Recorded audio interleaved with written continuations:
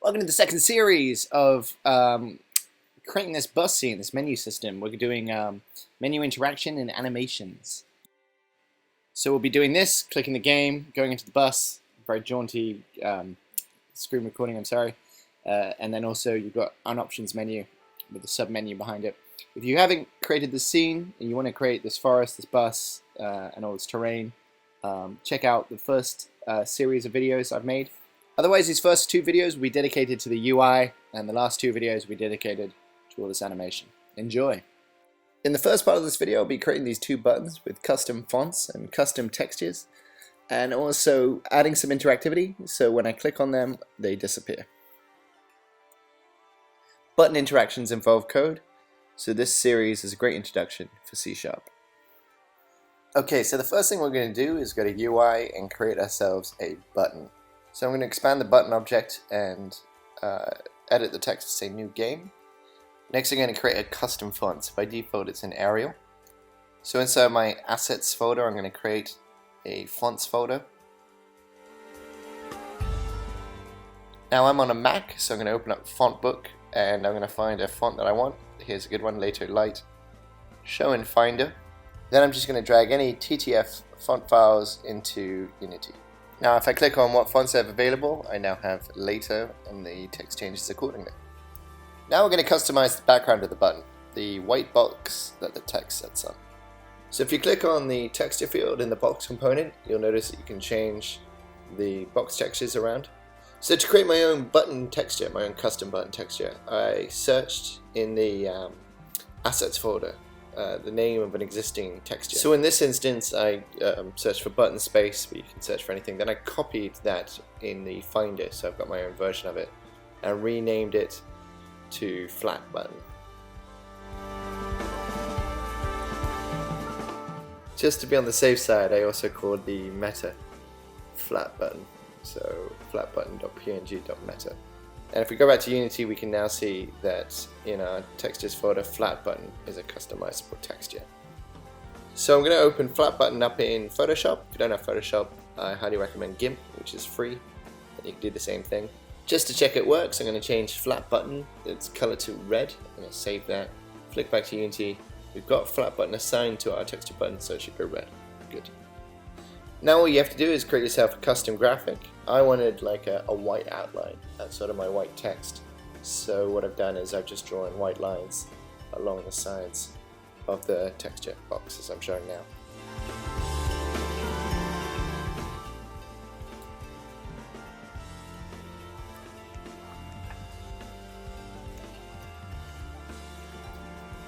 So once that's all been saved as a PNG, you should get a graphic that looks like this. Now if you play around with the width and height, you get much better results than scaling the graphic.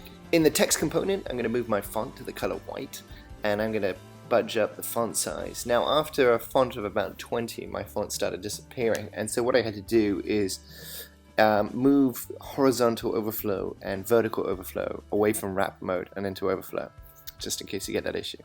Finally, I'm going to create another button. So I've got new game and options.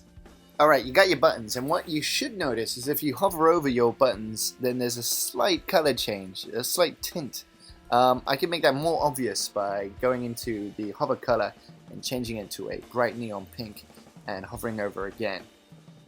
Alright, now I'm going to change this hover over to an animation, so from color tint to animation. You see something like that, normal highlighted press, and you want to auto-generate an animation, and you should call it something and stick it in the assets folder somewhere sensible. I've got an animations folder, button animation I've called it. Give it a save.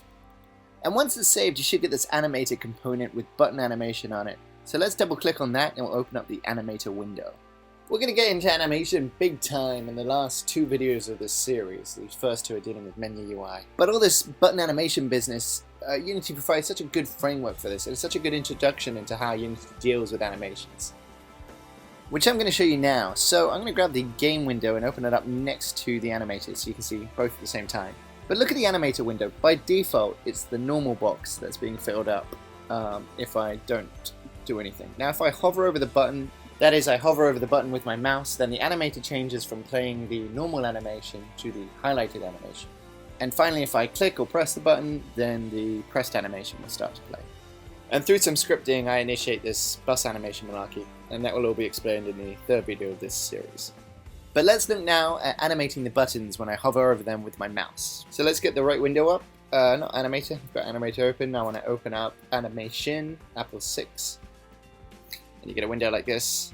I'm going to drag it so it's next to my console.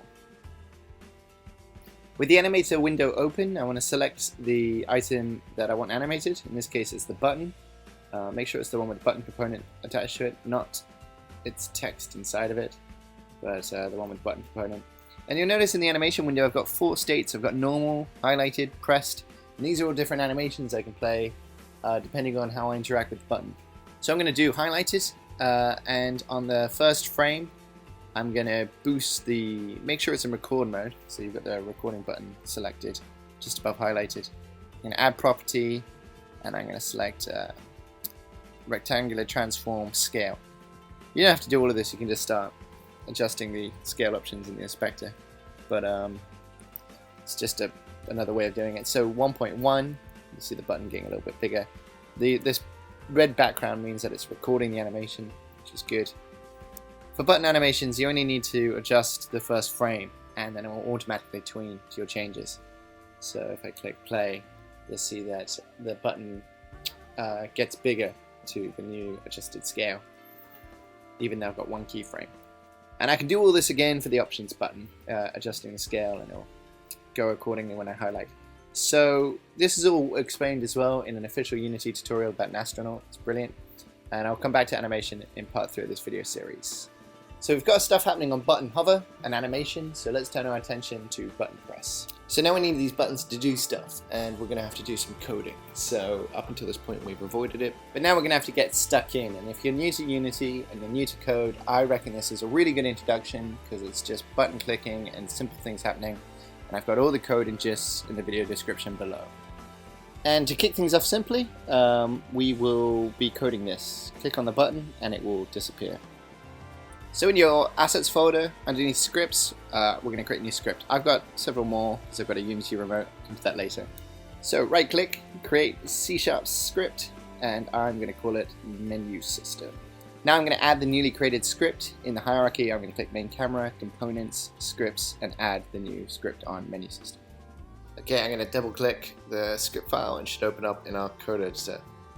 The first thing I'm going to do is add the start game and options game object to the script. Now, the reason why I'm using game objects is I want them both to disappear after I've clicked on them. And this isn't something you can easily do if, say, I use buttons. In the start function, I'm going to define my buttons. I've got the button type start button. And that's going to be start game object. And then I'm going to get the component button. Now you may be wondering why all of these button bits are in red. If you right click, resolve, and use the UI Unity engine, basically that adds that line and that allows us to use all the UI elements, and so our script will now run. I'm going to quickly define the button for options. So now we'll add an event listener for both buttons. So start button on click, add listener. So this will listen out for an on click, and then anything between these brackets will then be performed. I'm going to perform a simple start game console log, and then I'm going to set the start game object to false, so the whole game object will disappear after it's been clicked. Okay, so if I jump back into Unity and click the play button, I am going to get an error. This isn't going to work. If I flick into the console, I can see my errors. And this one literally means I haven't assigned objects to my script. So if I click on main camera, look at my script, you can see that start game and options have no game objects assigned to them. So I'm going to drag the start game object and the options game object. Now if I stop that and click play again, so the script reloads.